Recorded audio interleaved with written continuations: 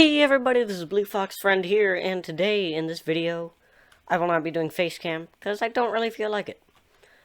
But the main thing that we're going to be doing in this video is going over one of the most useful redstone contraptions, T-flip-flops. Now these redstone contraptions pretty much just turn a button into a lever. I use one in my door lock code, the little thing with the dispensers and the hopper is an example of a T flip-flop. It makes a button do the normal one pulse it does, but then uses another, some more redstone to turn it into a continuous pulse. Sometimes it is like super simple redstone, like just a few redstone torches, or it can be quite complicated. So we're going to be going over a few. So here are the minimum amount of component you need for this first one. You will need 2 buttons, 2 redstone torches, at least 8 redstone dust, and 2 building blocks. What you're going to want to do is you're going to place your first building block and go 1 block, and then place your second one, like I did here. Now you're going to place a redstone torch on this one, on this side, and one there. So it should look like this. Now you want to get 4 of your redstone, it'd make an L shape like this, and it turns off that. That is good. And then you just do the same, and it shouldn't be on, which is good. Now you're going to place your 2 buttons, and when you press this one, it turns this one off, and opening this one. And then you turn that one off, and it turns this one on. This is really useful for doors, and I will show you an example for it right now.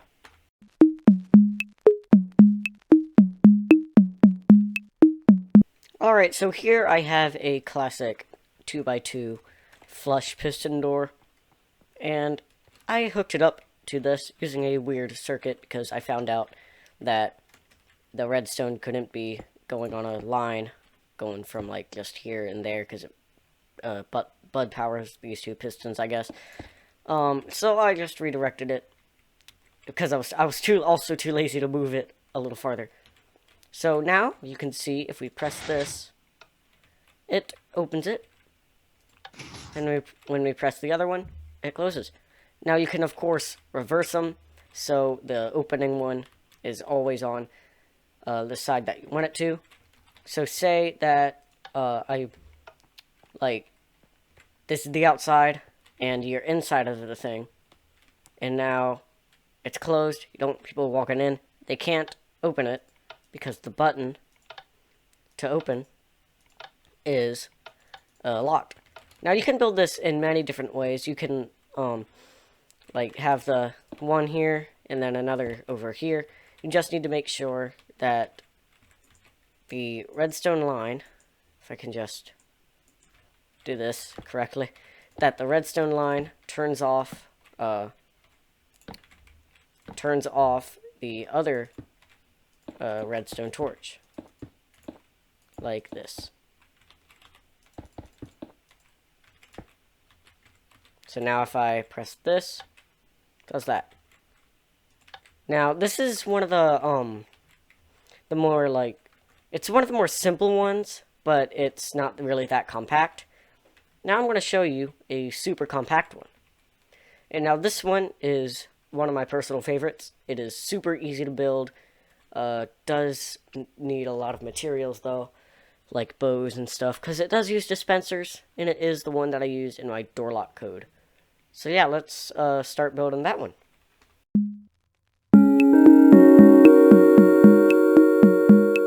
So for the second one, you're going to need 1 redstone comparator, 2 redstone repeaters, 2 droppers, 6 stone, or any building block of your choosing, 2 buttons of any kind. They can really be any kind. I'm just using stone because wood because I used stone for this one.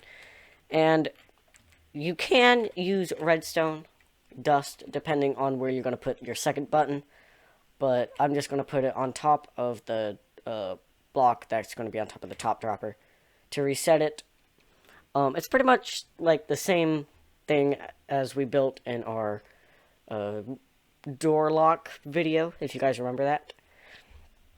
And yeah, we're also going to need one piece of any block of your choosing. We're not going to really be using that block, so it can be like some spare rails or boats that you have. Just any block will do.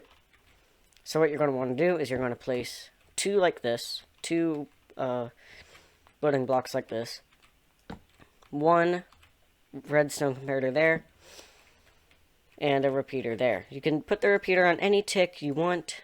I'm just going to leave it at 1. Now you're going to get your dropper and place it here. And if you can't really do that, you can also use if you're using a temporary block, or you can just use a building block and break it afterward. So we're going to put them like this, so they're facing into each other. So one of them, the bottom one's like this, and the top one is like this. And they're on top of each other, so it should look like this. So I'm just going to build that again. There we go. And I'm going to break that. So now you can actually put these blocks on any side. Like you can have them like this if you want. But for the basic demonstration, I'm just putting them on the bottom. I think this is actually how you're supposed to do it, because I did that in my video, the door lock.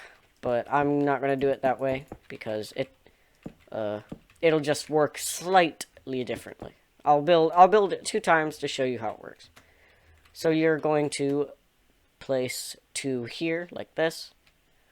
2 building blocks in a line with those. Put 1 button here. Actually, wait. No, we're going to make an L shape out of 3. My bad. Sorry, guys. Do this. Boom. Almost done. Now we just got to do this.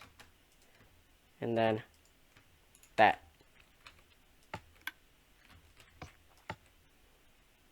Boom. And now when we move this up here, it just inverts what the button press does. So you can really have it as anyone.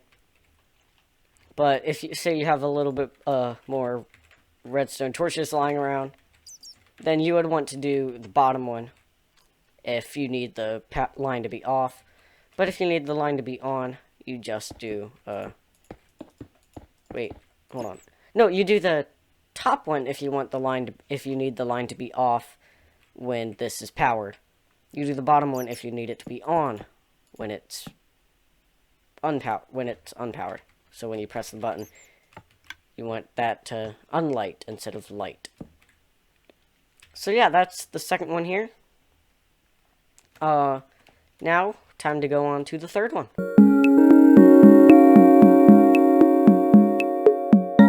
Alright, so this third one has 2 variants. One with a redstone block and one without. I will show you the first one, the first variant. It is, you need 2 sticky pistons, 1 block of redstone, an observer, stone button, any block of your choosing, and some redstone. So you're going to place one of your pistons, like this, up, and then one of them, and then the observer, like this. You know? So you can face it this way if you want. I'm going to face it this way, because that's the way it was facing originally. You're going to place a block, or if you want, you could just do this, because it works just the same. But I'm just going to do the classic method with the block. Now you're going to go up. You can place the block of your choosing that you haven't used yet. And to place the second sticky piston, it has to be facing towards the side, unless when you want this to shoot up, it goes over your head. But this is just the basic way to do it, like that. So, I'm going to do it on the side. Now you place a redstone block, and when you push it, as you can see, it goes out here. So then, you can place your redstone, and it turns on and off. And as I said before, you can also like put the button anywhere, so this bit isn't visible. Because if you place a block here, it'll just retract it again, which will just act the same as a button. And you don't want it to be a button. Again, you want it to be a lever, which is the point of a T flip-flop. If we do this, might as well just put a lever, because that's what it's going to be. So now I will show you the second variant.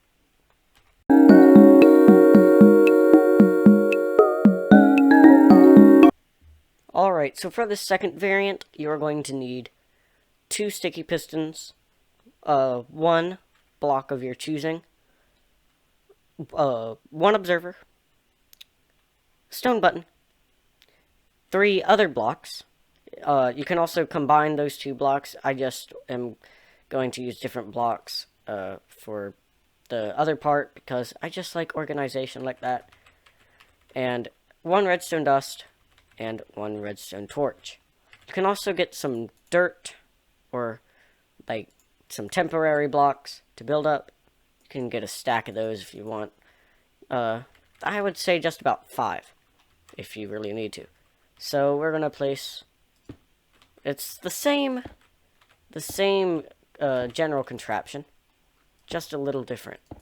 So I'm just gonna do this. And instead of the redstone block being there, we're gonna place a normal solid block.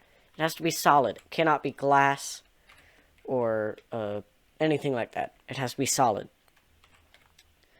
So now that we have that, we're going to place, go up here, go up 1. Now this is where the dirt comes in useful. We're going to place a redstone torch here, and on top of it, our third one with some dust. So now,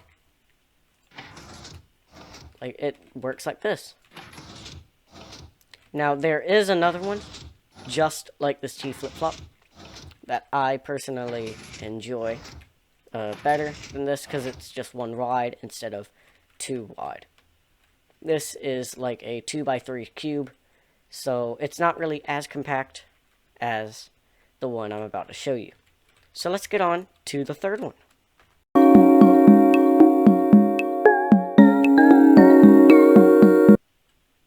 Alright, so this fourth one, you are going to need 2 sticky pistons, 3 block of your choosing, 1 redstone torch, 1 redstone dust, 2 repeaters, and a button of your choosing.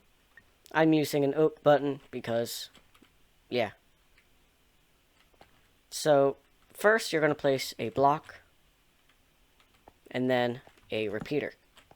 You're going to place your button on this block, so far we only have 3 blocks wide, including the block that the button's on. Now we're going to place a hole in the ground like this, and do that. Place another block on top of it, so the piston is hidden away. Now we're going to place another repeater here, crouch, and place a piston with a block. That's your last block, so you can get rid of those now. Dig a hole in the ground and place a redstone torch, and then a redstone dust, right there. So, when you press it, this is how it works. So how it works, like how the redstone works, is when you push this, it carries a full pulse through here, but since it activates the piston, it pushes up, only giving 1 tick of a pulse, which 1 ticks this piston, covering the block, allowing this block to be powered, and then emitting redstone charge. So yeah, I like this one. I use this one a lot. It was the first one that I ever learned how to do, and yeah, And it does do a good job of turning the button into a lever. So does this one. And what I mean by, like, it uses the second variant mechanism is by one-ticking, powering the block, and stuff like that. Yeah. And how this one works is, like, the observer just detects it moving. And observers give a one-tick pulse, gave a one-tick pulse here, and just one-tick the sticky piston. So yeah, that's going to be it for this video. I hope you guys enjoyed it. And I will see you all in the next How to Minecraft episode, or whatever I do next. So, goodbye.